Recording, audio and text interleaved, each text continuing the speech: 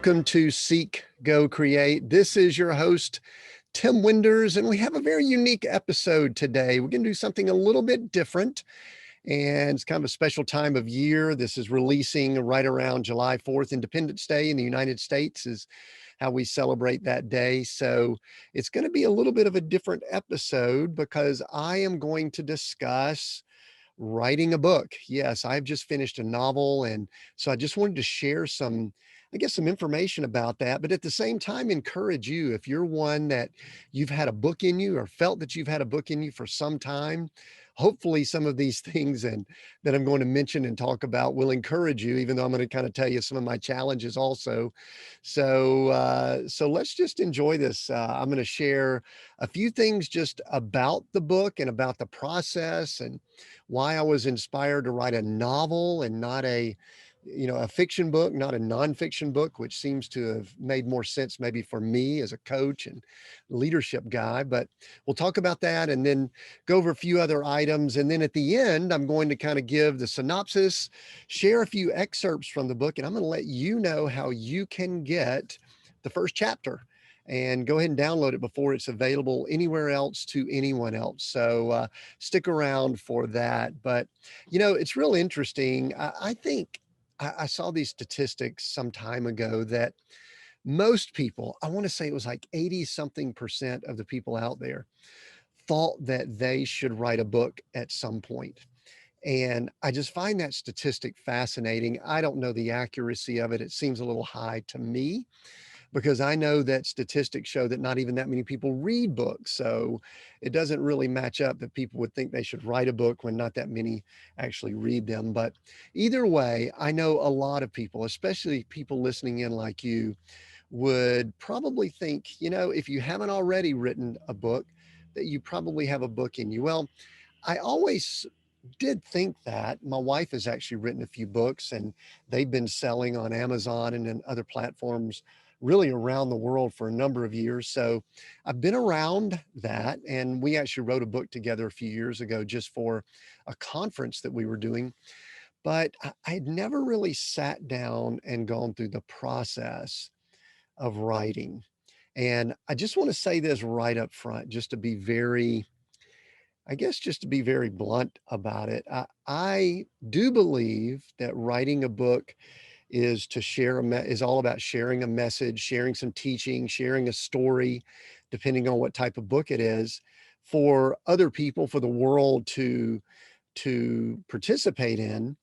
But having gone through the process I've just gone through, I also believe that writing a book is all about the author, the writer, and the growth and the process that they go through while they're doing that. Because for someone like me, I'll go ahead and share a little of my personality and why I think it was interesting that I have taken the time to do this.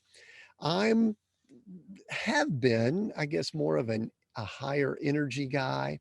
If you look at my profiles, I'm more of a get up in front of people, gregarious, speak type person instead of a sit down for hours at a time and actually write. And I've written before. I've written articles and teaching and training, but putting 70,000 words in a document is much different than getting up and doing a 2-hour training seminar or a 15-minute talk or even a webinar or something like that, or even a podcast for those that are listening in. So all of that to say that part of my takeaways from this process is I think it's a great story. I really do believe that it's a great story. It's inspiring. I'll talk about that in just a moment.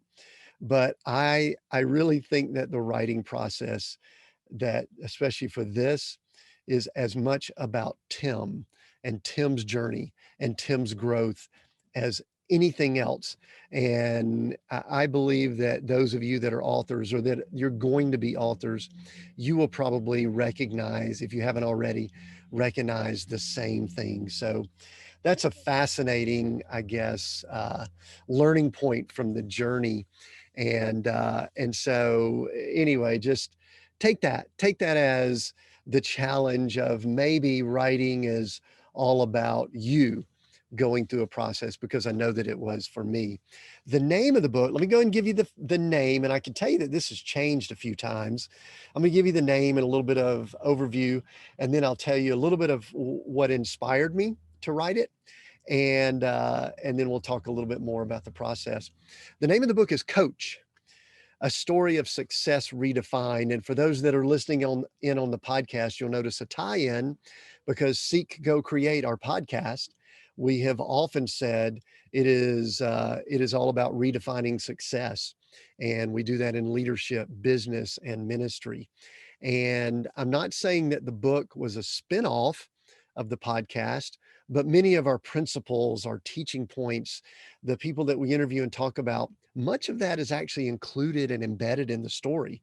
And the fascinating thing about that is that the inspiration for this story started well before the podcast even was a possibility, because I'll just give you a little glimpse into kind of behind the scenes.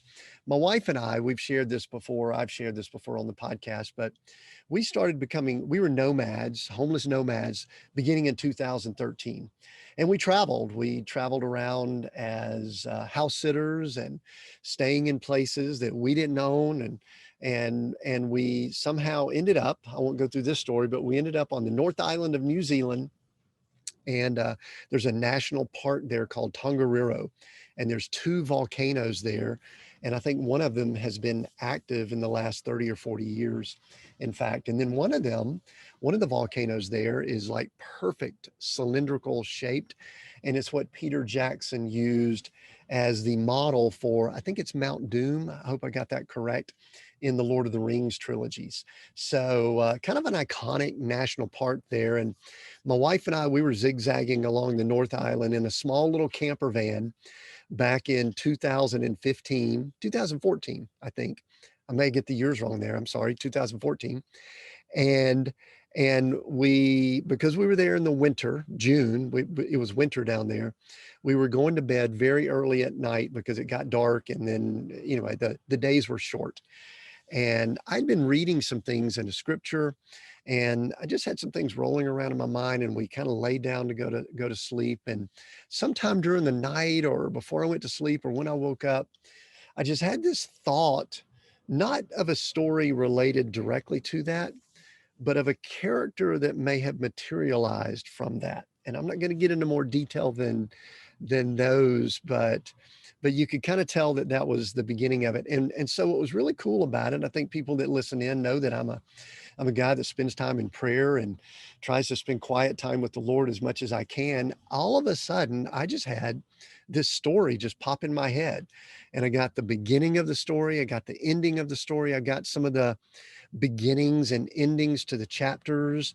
And so I had a rough, I guess, outlined to the story. And so I started jotting it down. We got to a place where I could write down, and then we ended up going back to Melbourne, Australia, and I wrote down a lot of the notes while we were there. And I really thought, this is part of the writing process, I really thought that I'd spend a couple weeks, write this book, and have a book ready to go. And again, for those that have done the math, you can recognize that that's been roughly 5, 6, 7 years ago that I actually did that. So it was a little tougher than I thought. And my joke along the way was, I'm an engineer.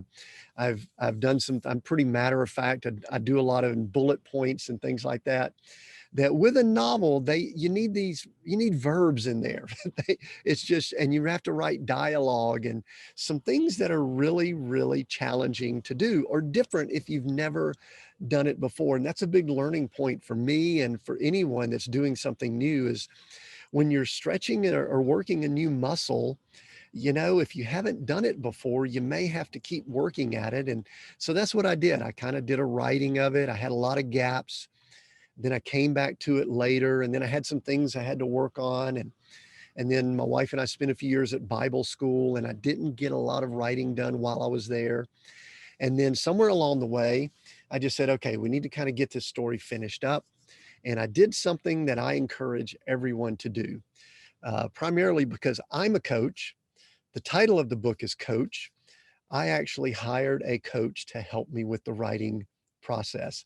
And let me just say this, if you're doing anything that is a little bit different, a little bit tough, a little bit challenging, something that you've never done before, I believe that there's great value in getting a coach or someone that can assist you or help you with that process. So, so I had someone that they were sort of an editor, but also a writing coach, and they just helped me tremendously with just structuring. You know, they would poke holes in my story and ask questions about certain things, and you know, I was really trying to pack a lot of story in the book, but then also a lot of learning principles. I've kind of joked that this is fiction, but it's fiction with a purpose. It's fiction with a mission. It's fiction that can also alter or change your life if someone reads it, because it's got that kind of message in it. And so she kind of helped me weed through some of those things and, you know, add some things in for clarity, pull some things out that might have bloated the story a little bit. So I highly encourage getting a coach, because it really, really helped me a great deal. And so those were some of the basics for me as far as getting this story told. And over the last, say, 12 to 24 months, we've really picked up steam. And I was able to finally get the story a few years ago in a format where I could let a few other people read it, some family members. They read it. They kind of said, yeah, this is really good, but you might need to clean up a few things a little more. So I have done that. And I believe that it is ready for the world now. And, you know, when you're writing, I used to always think that I was just, you know, pretty confident, felt pretty good about doing a lot of things. Obviously, we've got a podcast and speaking, but I will say that I've had to really look inside myself as I'm getting near this process and say, wow, am I really ready to put a novel out into the world for all that people may say? And I would be obviously excited for people to say, wow, this is really good. And I've heard that from some people that have read this, the initial portions of it.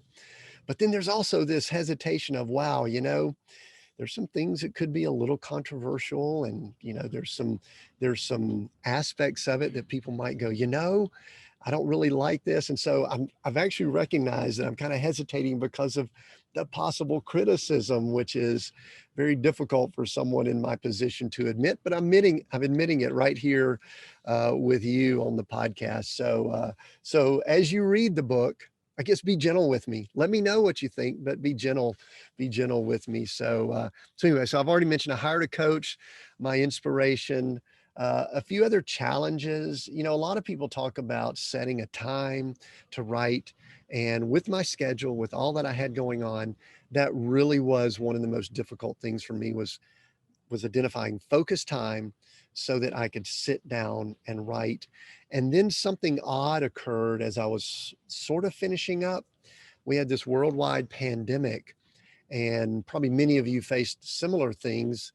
I realized that my brain just was a little foggy. I just at times had difficulty focusing on the exercise of writing, or doing a lot of things for that matter, but especially finishing up the novel. And I kept asking myself questions: is the timing not good? Is this a good story for where the world is? And really, as I continued going through that process, I came to the realization that the nature of the story, and I'll mention the synopsis and again share a few excerpts shortly, that it's perfect for where we are in this world, because this is a time that I believe everyone is attempting to gain clarity.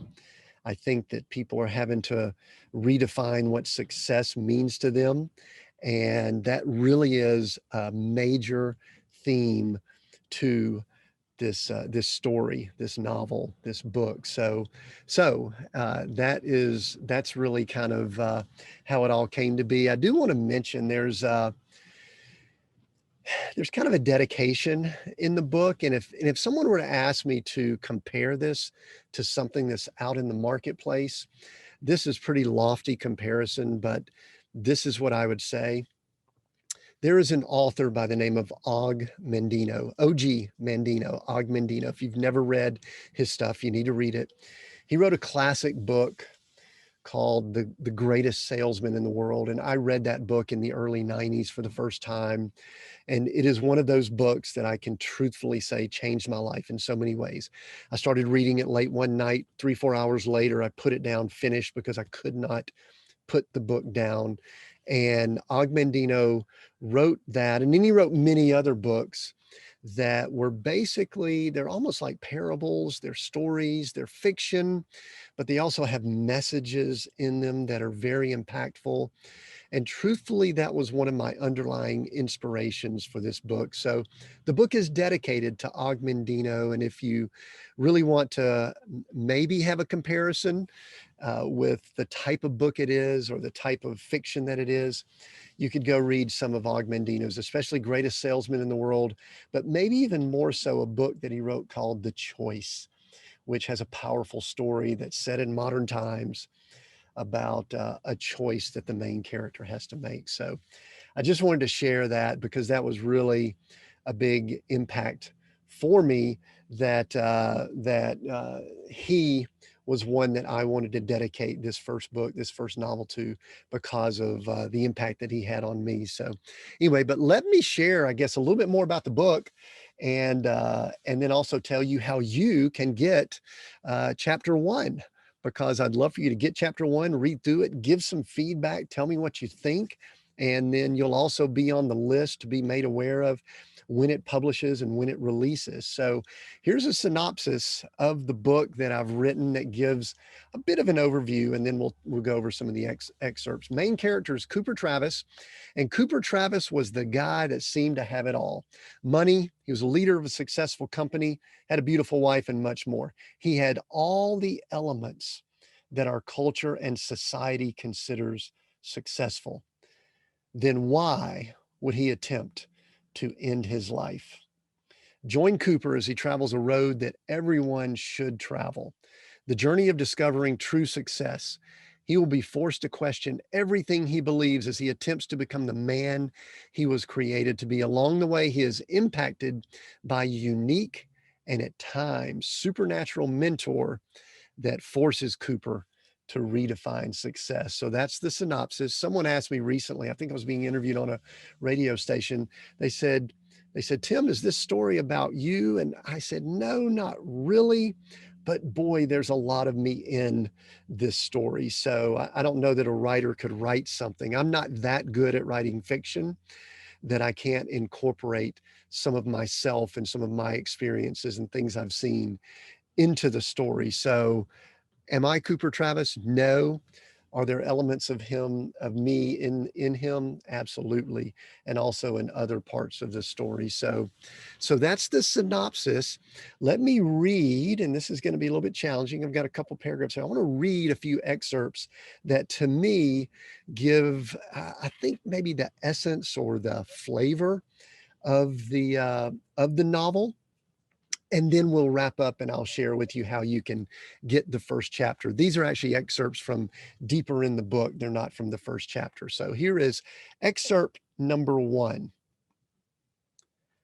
Why am I here? Cooper finally asked. He really wanted to know how he got to where he currently was, but he knew finding out why was more important.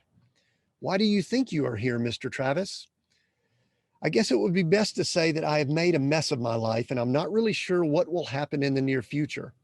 All I know is that more than any time in my life, it would be wise for me to admit that I am a failure. Are you willing to admit you may need to redefine your life, redefine success and culture and society as defined it? Are you ready to make some changes? Asa moved the conversation forward without directly responding to what Cooper said. I guess that I am, Cooper shrugged as he considered Asa's deep questions. I'm not even sure what that looks like or if I'm able to fix the mess I'm in. Well, then you're exactly where you need to be at the perfect time. Asa smiled as he responded. Are you ready for some coffee? So that was excerpt number 1. And I will say there is this sort of interesting theme that goes throughout the novel related to coffee. I won't share any more with that, but let's just say if you're a coffee lover, there may be parts of this that you really dig because you'll see some interesting observations about coffee throughout the novel. So that's excerpt number one. I've got one more that we will go through, and to me, this really is going to give you a glimpse into what's going on with the story. And I'm hopeful that you enjoy that. And then we'll wrap up the podcast. He went back over the last few months and relived the series of events that had led him to where he was now. From sitting on the 38th floor of a corner executive office in Houston to picking coffee beans somewhere on a mountain in Costa Rica. He attempted to piece together all the odd, miraculous steps that led him to this place at this time, but nothing that happened in between made any sense. "How are you, Mr. Travis?"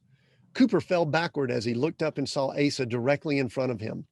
Asa swiftly reached out and gripped both Cooper's collar and almost full basket. If not for Asa's speed and strength, Cooper would have tumbled over and rolled down the hill with his basket around his neck. "Well, other than being scared by you sneaking up on me, I think I'm fine," Cooper snapped at Asa. "But thanks for saving me," he added as he gathered his balance and stood up straight. "You seem disoriented, Mr. Travis." Asa hesitated as he spoke. "Falling down can be disoriented, but that is a result of my mind wandering and possibly getting confused." "Confused about what?" "It seems to be confused about almost everything at this point. I wonder if I'm even going crazy or possibly in a dream. And I'm not sure if it is a good dream or a nightmare." "So you think something is a nightmare because you do not have all the answers or because you're not in control?" Cooper stood for a moment staring at Asa. He had not mentioned anything about control, but yet, as he stood there, he realized that Asa's words had pierced through all that had been bothering him. A few months ago, he had thought he was in control of his life, even as his life was unraveling. Today, he felt as if he had very little control. "Is it possible, Mr. Travis, that we were not created to control a world that we did not create, but that we should allow the one that did create the world to lead and guide us as we enjoy the time we have on this earth?" Asa waited for a moment, turned, and walked away. Cooper stared down the aisle of the orchard. His knees felt weak to the point that he could have tumbled backward and rolled down the hill again. And that is the second excerpt from the book. Hope you enjoyed that. I must admit, I haven't read it out loud that often, and it's much different doing that, but I kind of enjoyed that. So I'm excited. It kind of gets me going, and it's kind of cool when you write something to go back and actually read it or read it out loud. So that was kind of fun there. One of the things I'm kind of debating right now is we obviously eventually will have an audiobook. There was someone I had in mind to do it. They're a really, really big star. And I kind of pictured at times Matthew McConaughey, I'll go ahead and say that, reading the book.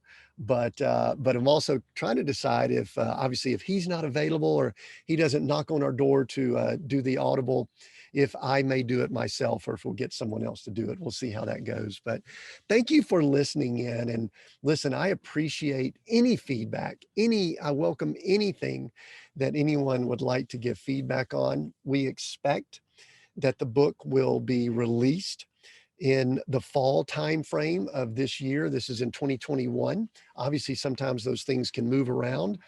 But what we're going to go ahead and do is allow the first chapter. You can actually go get the first chapter and read it and give some feedback and just tell us what you think about it and maybe be prepared for the full book.